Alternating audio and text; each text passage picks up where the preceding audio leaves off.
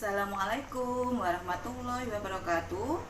Welcome back to my channel. Sebelumnya saya mengucapkan terima kasih yang sebesar-besarnya untuk teman-teman yang sudah mendukung video aku.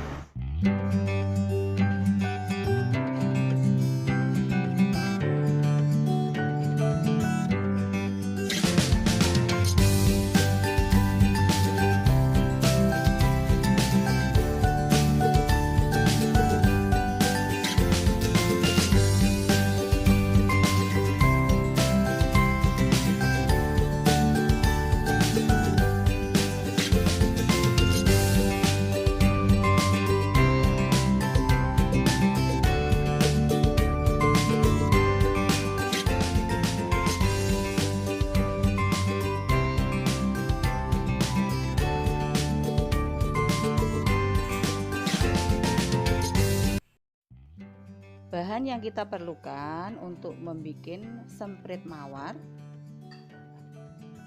250 gram mentega, saya pakai Blue Band aja. Kalau seumpamanya pengen lebih enak lagi, perbandingannya 200 gram mentega, 50 gram butter. Butternya terserah, kalau memang butternya yang harganya mahal nanti juga akan lebih enak hasilnya. Ada yang lebih sedang, ada yang butter biasa. Untuk praktek kali ini saya mau hanya memakai mentega aja ya. Saya pakai merek Blue Band karena Blue Band banyak ditemui di toko-toko. Selanjutnya 150 gram gula halus, 3 kuning telur, 100 gram maizena, 50 gram susu bubuk, coco chip secukupnya, 1/4 sendok teh vanili bubuk, tepung terigu secukupnya. Saya pakai tepung terigu yang protein sedang. Di sini saya pakai tepung segitiga ya. Tapi kalau mau pakai tepung kunci juga bisa. Kita masukkan mentega 250 gram, 150 gram gula halus, lalu 1/4 sendok teh vanili bubuk. Ketiga bahan kita mixer dengan kecepatan sedang.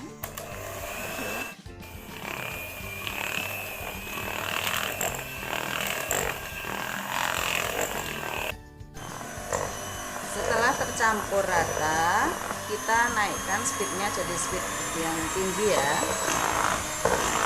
Kita mixer terus sampai nanti adonannya mentega sama gula halus berwarna agak pucat. Setelah adonannya putih agak memucat, lalu kita masukkan kuning telur.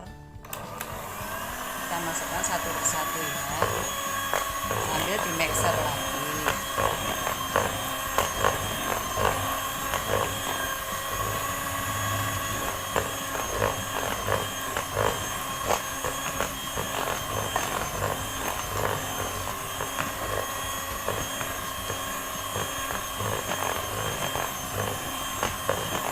Kita mixer lagi kurang lebih selama 3 menit supaya telurnya tercampur rata sama adonan menteganya tadi. Setelah telurnya tercampur rata, kita masukkan susu bubuknya. Kita aduk sampai rata dengan speed yang rendah ya, yang kecil, supaya tidak kemana-mana. Setelah tercampur rata, kita masukkan maizenanya.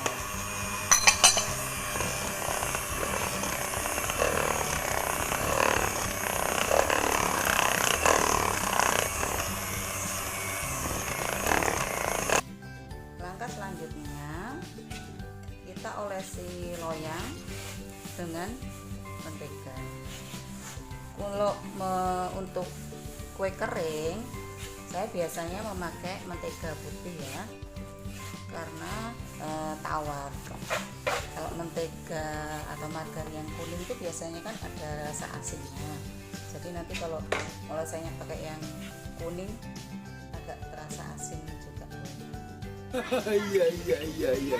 Selanjutnya kita ambil sedikit adonan, kita taruh di wadah, kita campur tepung terigu.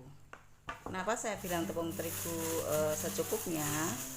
Karena tidak langsung saya campur, karena ada campuran maizenanya. Nanti kalau kecampur semua, kalau tidak segera dicetak, nanti akan mengeras adonannya.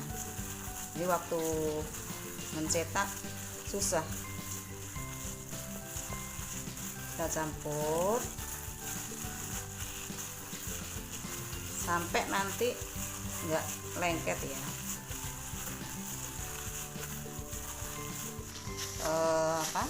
Tidak lengket di wadah ataupun di tangan, baru kita cetak. Kita ambil, saya pakai squidnya yang agak kecil karena saya suka yang agak mini, nggak terlalu bleber besar. Saya suka yang ada pinggirannya gini supaya nanti untuk nekannya itu lebih enak. Tapi bisa bervariasi tergantung selera ya.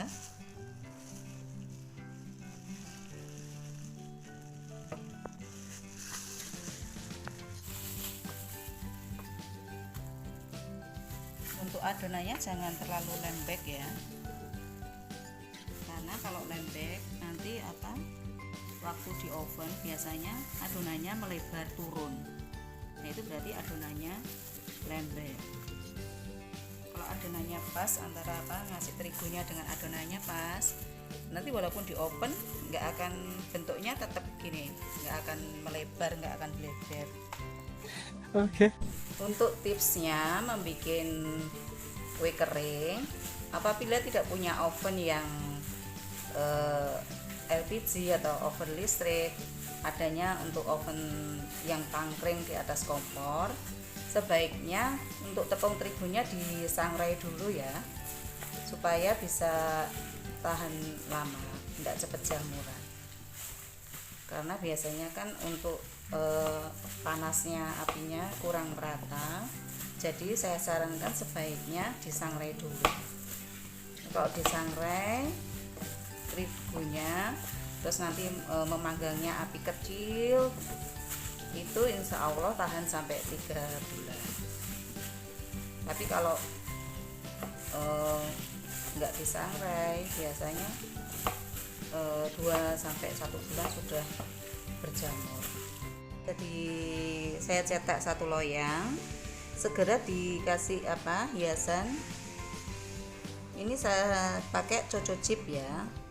Kenapa kok segera diberi hiasan di tengahnya? Karena kalau enggak kan masih agak basah ini adonannya. Jadi kalau masih lengket. Hanya kalau udah mengeras, udah kering, dikasih hiasan, kasih coco chip, nanti gampang lepas. Kalau kecil-kecil jadinya nanti lebih banyak, lebih lucu.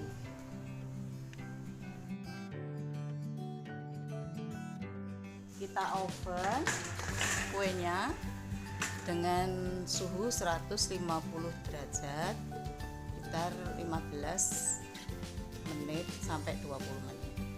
Karena oven saya ini cukup panasnya merata sekali, biasanya agak lebih cepat nanti keringnya. Apabila membikinnya banyak, antara loyang satu sama yang satunya lagi jaraknya 5 menit ya. Yang loyang pertama kita taruh di dek yang atas, loyang yang 5 menit lagi, loyang yang kedua kita taruh di dek bawahnya. Setelah 10 menit kita balik ya, yang loyang bawah, kita naikkan ke atas supaya nanti matangnya merata.